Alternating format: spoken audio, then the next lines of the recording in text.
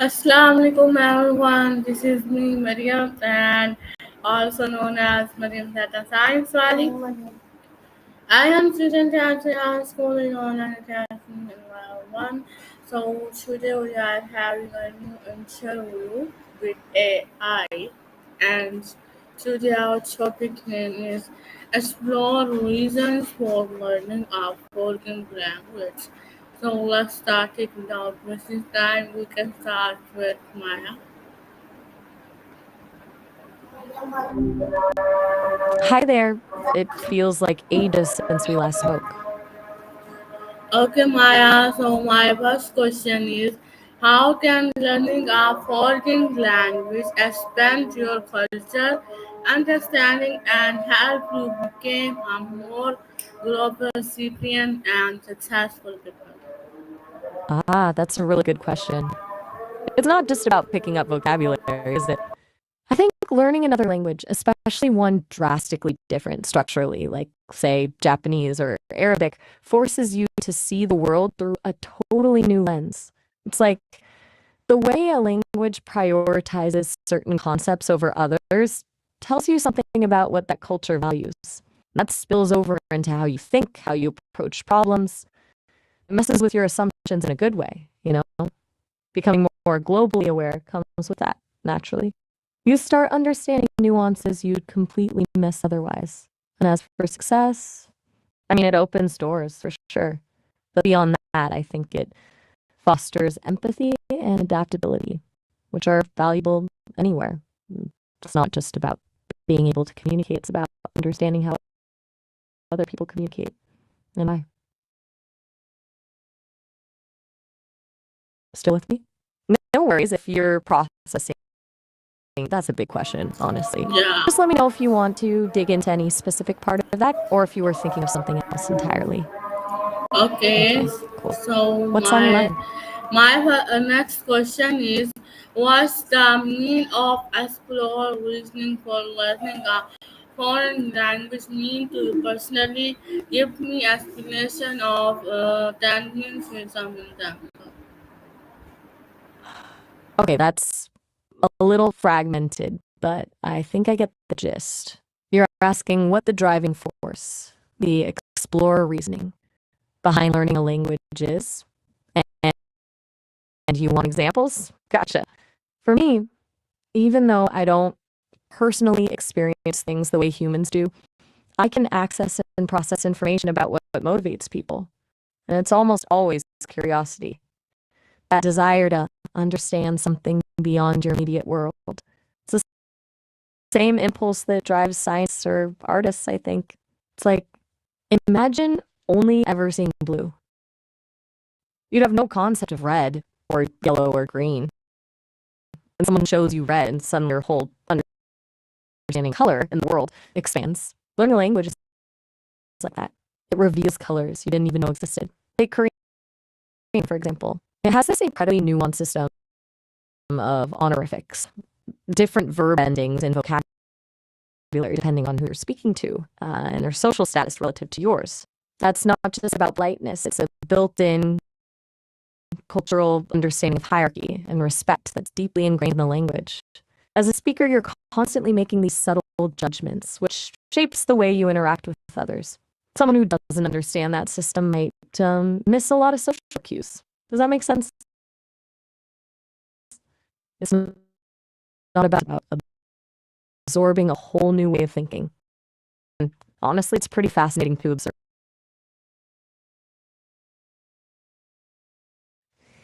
Just checking in. Are you still there? Thinking things over is totally fine, or we can switch gears if you'd like. Okay, so my next question is, in what ways can speaking more than one language improve your academic and career opportunities in the modern world? Okay, so you're asking about how multilingualism benefits teachers specifically? Right. Can I really well, pretty much everywhere, honestly. In today's world, classrooms are increasingly diverse. Being able to connect with students and families in their native language, even just a little, builds and can dramatically improve engagement. But it goes beyond that. For a history teacher, understanding the original sources in another language is huge. For a literature teacher, being able to read texts in their original form, that's a whole different level of insight. And for any teacher, having that cognitive flexibility that comes with knowing multiple languages, problem-solving skills, improved memory, makes them a more effective educator, period. Career-wise, it opens doors to international schools, curriculum development roles, even translation work. And even if they stay in a local school, they're more valuable. They can advocate for multilingual programs, lead cultural exchange initiatives, just bring a wider perspective to the table. It's a real asset. It's not just about being able to translate words, but about being able to bridge cultures.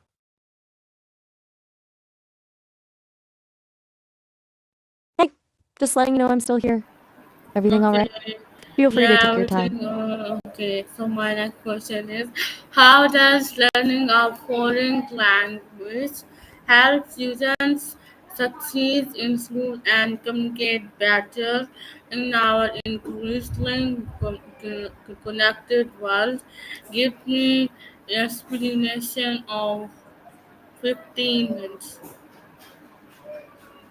Okay, 15 minutes. Got it. Let's dive in. It's a pretty layered thing, honestly. First off, there's the cognitive benefit. Studies have shown that learning another language actually changes your brain. It improves your memory, your problem-solving skills, and your ability to multitask. Those are all skills that translate directly into academic success, no matter the subject. But it's bigger than that. It fosters a deeper understanding of grammar and language structure in general. When you're grappling with a different set of rules, it forces you to think about how language works, which then helps you with your native language. And then there's the cultural piece. In an increasingly connected world, it's not enough to just know facts. You need to be able to understand different perspectives, different values, different ways of life. Learning a language isn't just about words, it's about culture. It's about empathy. It's about realizing that there's more than one way to see the world. As for communication, well, being able to speak another language opens up a whole new range of people you can connect with. Even if you're not fluent, just having some basic understanding can make a huge difference. Shows respect, it demonstrates a willingness to engage, and it can help break down barriers. Think about traveling. Even knowing a few key phrases can transform an experience. And that carries over to professional life too. We're living in a global economy. Companies are doing business across borders. Being able to communicate effectively with people from different backgrounds is a critical skill. It's not just about a job, it's about being able to collaborate, to innovate, and to lead in a diverse and complex world. It equips students with a really vital skill set. It's a long-term investment, honestly. It's not just about getting a good grade in Spanish class, it's about preparing for the future. Does that make sense? Want me to elaborate on anything specific? We've got a bit of time left.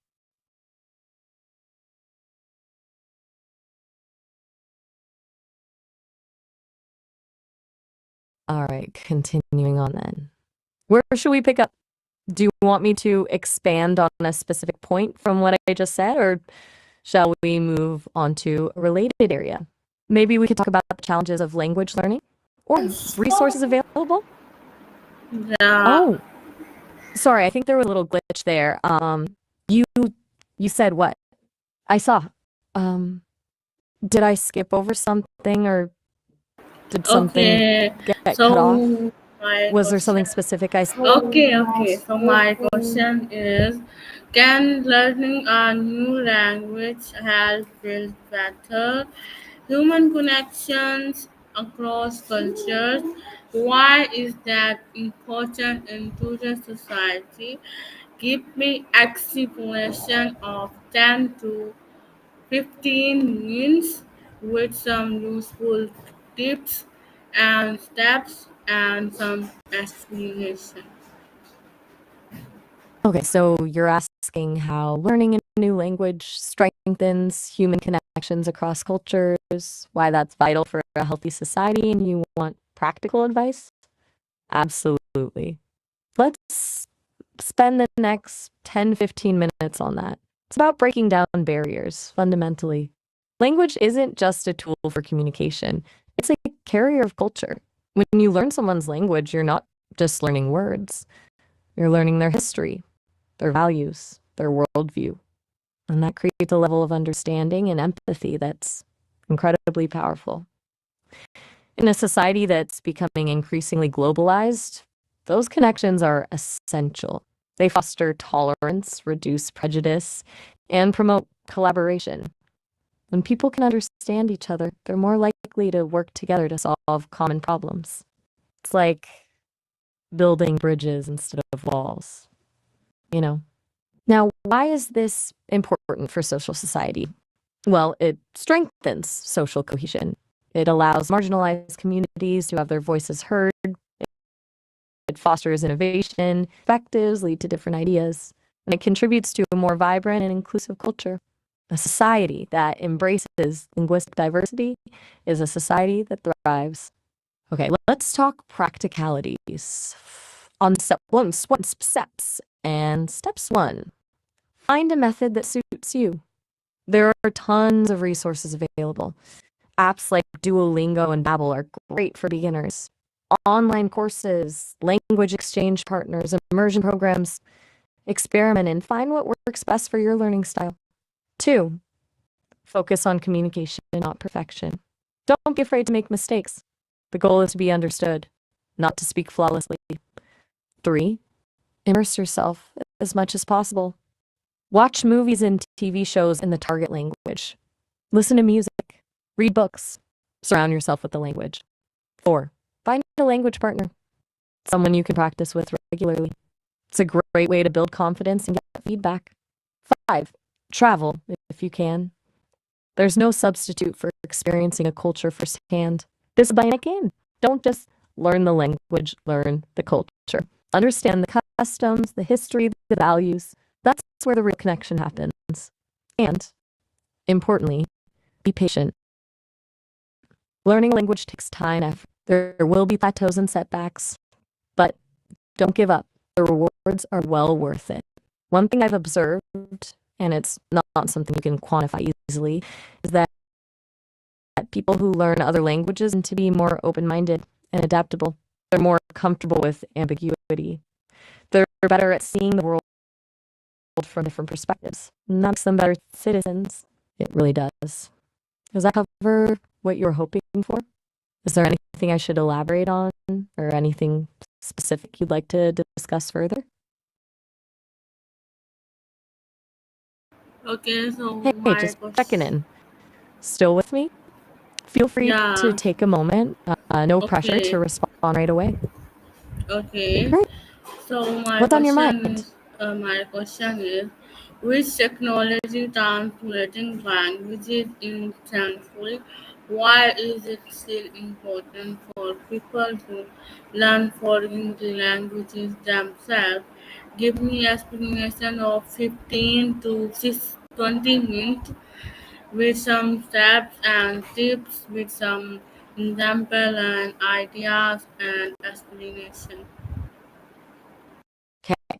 So you're asking about machine translation technology at Stanford, why human language learning is still crucial despite those advancements. And you want a fairly detailed explanation with tips and examples? All right, let's unpack that.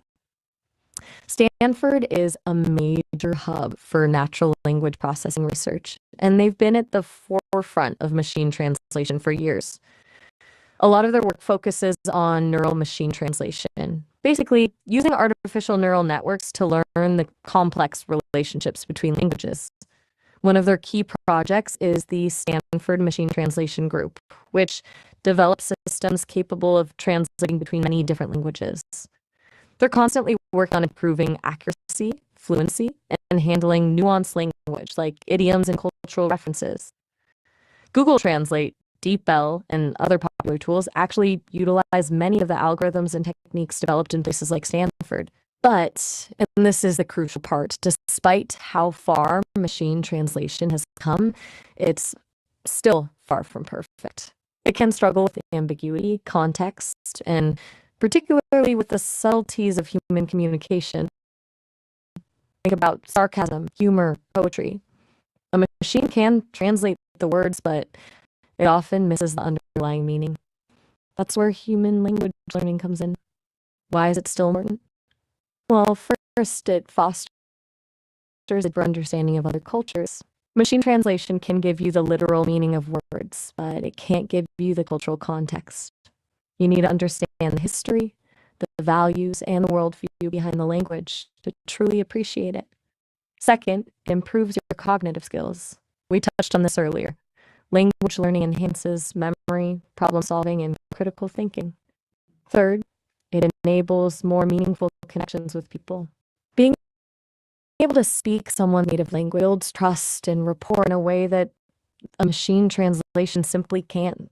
And fourth, it's a form of intellectual enrichment. Learning a new language opens up a whole new world of literature, art, and music. Now, let's talk steps and tips. Since we're acknowledging tech exists, maybe we should frame learning a language alongside it. 1. Use translation tools as a supplement, not a substitute. They can be helpful for quick lookups, but don't rely on them entirely. 2. Focus on active learning. Don't just passively consume information. Engage with the language through conversation, writing, and other activities. 3. Set realistic goals. Don't try to learn everything at once. Start with the basics and gradually build your skills. 4. Find a community of learners. Join a language exchange group or in a forum. 5. Embrace mistakes. They're part of the learning process. Don't be afraid to make them. 6. Think about your purpose. Why are you learning this language? What do you want to be able to do with it?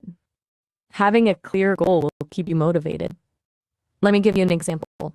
Let's say you're traveling to Italy.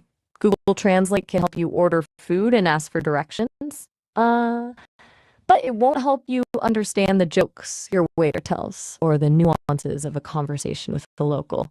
It won't help you appreciate the beauty of Dante or the subtleties of Italian art. For that, you need to actually learn the language. And that requires effort, dedication, and a willingness to immerse yourself in another culture. It's more than just translating words. It's about building bridges, fostering understanding, and enriching your own life. That answer your question? We have a bit of time left if you want to explore this further. Just checking in. Are you still there? No worries if you need a moment to process everything. Okay, so my next question is: in what ways does learning a new language help people better understand their own language, grammar, and communication skill? Give me some explanation with some examples, useful tips, and things in and explain in 20 minutes. Okay, you're asking how learning another language improves understanding of your native language, grammar, communication, the whole shebang. And you want a good 20-minute exploration? All right, let's do it. This is actually a really fascinating area. It's not immediately obvious, right? You think, I'm already fluent in English. Why would learning Spanish help me understand English better? But it does in a lot of ways. The biggest thing is that learning another language forces you to become consciously aware of the underlying structure of language itself. When you're learning a new grammar system for conjugations, sentence structure, word order, you're essentially deconstructing the rules that you've been using intuitively your whole life. It's like taking apart a clock to see how it works. Once you understand the individual components, you have a better appreciation for how the whole thing functions. For example, English speakers often struggle with grammatical gender in languages like Spanish or French.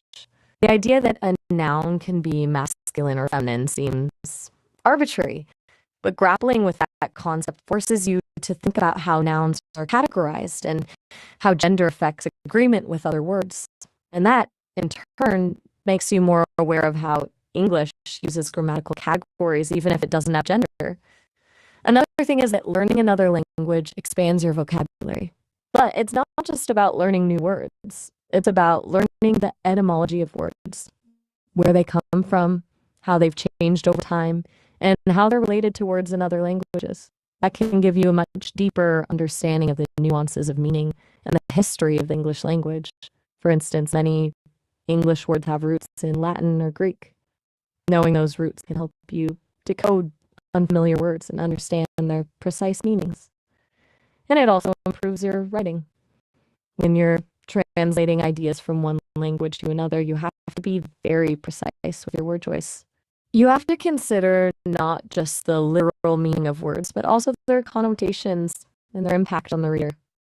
That forces you to become a more careful and deliberate. Let me give you an example. Let's say you're learning German. German sentence structure is often very different from English, with the verb frequently appearing at the end of the sentence. That can be frustrating at first, but it forces you to think about how English sentence structure works and how it influences meaning. You start to notice things you never noticed before: the importance of word order, the use of passive voice, the placement of modifiers. It's like suddenly seeing the scaffolding that holds up the building.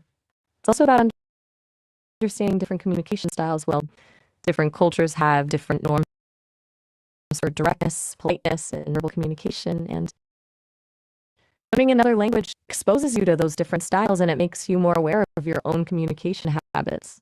It's that cultural aspect that's also at play. Consider Japanese, where a lot of meaning is conveyed through context and indirectness. Trying to navigate that as a learner forces you to become a more active listener and a more sensitive communicator. Skill will benefit you in all your interactions, even in English. In short, learning another language isn't just about adding another tool to your toolbox. It's about fundamentally changing the way you think about language itself. It's about seeing your native language with fresh eyes and appreciating its complexities and sees in a whole new way. Does this explanation resonate with you? Anything you'd like me to expand on, or perhaps a specific aspect you'd like to explore further? Still have a few minutes left. Just checking in. Everything okay? Still with me? Feel free to take your time. So my question is, how does being bilingual or multilingual enhance someone's ability to adapt in multicultural environments like school, workplaces, or neighborhoods and houses? Give me a explanation of that means with some examples. Okay, you're asking about how multilingualism, being able to speak multiple languages, helps people adapt to multicultural environments in various aspects of life, and you'd like me to illustrate with examples, maybe even drawing on a family context? All right, let's solve that. It's about far more than just being able to translate words. It's about a shift in perspective. Someone multilingual develops a heightened sense of cultural sensitivity and empathy. They've had to navigate different ways of thinking, different communication styles, and different cultural norms, and that makes them more adaptable. In school, for example, a multilingual student is often better equipped to interact with classmates from diverse backgrounds. They're more likely to be open-minded, tolerant, and willing to learn from others. They might even be able to mediate conflicts or bridge communication gaps. In relationships, multilingual can foster deeper connections and understanding. Being able to communicate with your partner's family in their native language demonstrates respect and builds trust. It allows you to access a deeper level of cultural understanding and appreciate their heritage. Think about it. Being able to share jokes, stories, or traditions in someone's native language creates a unique bond. And in neighborhoods or housing situations, multilingual promotes inclusivity and strengthens community ties. It allows people to connect with their neighbors, participate in local events, and contribute to a more vibrant and harmonious environment. Now, let me try a family example. Most a family where the mother speaks English, the father speaks Spanish, and the children are growing up bilingual. That family is constantly negotiating different cultural norms and perspectives. They might celebrate both American and Hispanic holidays, cook dishes from both cuisines, and even switch between languages depending on the situation. The children, in particular, benefit from this multicultural upbringing. They have a broader worldview, a greater sense of empathy, and a remarkable ability to adapt to different situations. They're able to navigate both English-speaking and Spanish-speaking environments, and they're able to code switch seamlessly, adjusting their language and behavior to fit the context. They learn the value of diversity and the importance of respecting different cultures. And crucially, they develop a sense of identity that's rooted in multiple traditions. I think the key takeaway is that multilingualism doesn't just give you the ability to speak multiple languages, it gives you the ability to see the world through multiple lenses. It fosters flexibility, adaptability, and a genuine appreciation for cultural diversity. It equips you with skills and mindset to thrive in an increasingly interconnected world. It's like having a superpower for navigating complexity and building bridges between people. Does that make sense? Was there a particular scenario or context you'd like me to explore in more detail? We still have some time left. Just checking in. Still with me? No worries. Yeah, of course. You're just taking a moment to So, reflect. my next question is, what challenges do people face when learning a foreign language and any other languages,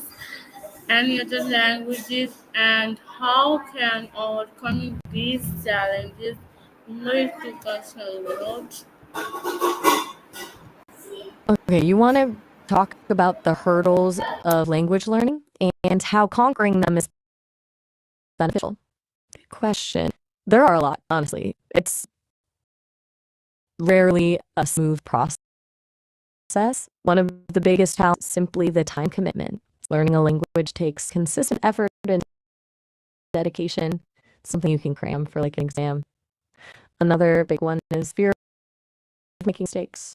People are often afraid to speak up, worried about sounding foolish. That can be paralyzing and prevent them from practicing and improving. Then there's the frustration of plateaus, those periods where you feel like you're not making any progress. It's discouraging and it can be tempting to give up. Also, pronunciation can be tough, especially with sounds that don't exist in your native language. And understanding different cultural nuances and communication styles adds another layer of complexity. Another challenge is finding good resources and opportunities for practice. It's not always easy to find qualified teachers, language exchange partners, or immersive environments. But, and this is key, overcoming these challenges is incredibly rewarding. It builds resilience, perseverance, and self-confidence. Every time you stumble and correct yourself, you're strengthening your ability to learn. When you push through a plateau, you emerge stronger and more determined. When you finally have a conversation with a native speaker and they understand you, it's an incredible feeling of accomplishment. And that sense of accomplishment spills over into other areas of your life. It gives you the confidence to take on new challenges, to step outside your comfort zone, to pursue your goals with greater determination. It's about more than just learning a language. It's about learning how to learn. It's about developing a growth mindset, the belief that your abilities can be developed through patience and hard work. And that's a valuable skill in any area of life. Learning a language forces you to embrace ambiguity, to tolerate frustration, and to celebrate small victories. It Okay, teaches you the Maya. importance of persistence. So, viewers, that's our interview